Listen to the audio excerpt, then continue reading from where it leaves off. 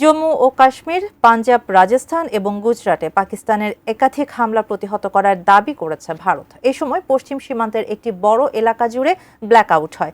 বৃহস্পতিবার রাতে জম্মু কাশ্মীর সীমান্তের সামরিক ঘাঁটি ও গুরুত্বপূর্ণ স্থাপনা লক্ষ্য করে ড্রোন ও ক্ষেপণাস্ত্র হামলা চালায় পাকিস্তান, যার মধ্যে ছিল জম্মুর সটওয়ারি বিমান ঘাঁটিও। পাকিস্তানে নিক্ষেপ করা অন্তত ৮টি ক্ষেপণাস্ত্র প্রতিহত করেছে বলে দাবি করেছে ভারতের প্রতিরক্ষা বাহিনী। পাকিস্তানের হামলার প্রতিশোধ হিসেবে শিয়ালকোট, লাহোর এবং ইসলামাবাদে সামরিক অবস্থান লক্ষ্য করে ড্রোন ব্যবহার করেছে ভারত। পাকিস্তানের একটি F-16 যুদ্ধ বিমান ভূপাতিত করার দাবি করেছে দেশটি।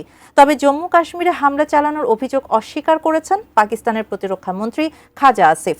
এদিকে ভারত পররাষ্ট্রমন্ত্রী এস জয়শঙ্কর ও পাকিস্তানের প্রধানমন্ত্রী শাহবাজ শরীফের সঙ্গে আবারও ফোন আলাপে সরাসরি সংলাপের আহ্বান জানিয়েছেন মার্কিন পররাষ্ট্রমন্ত্রী মার্কো রুবিও।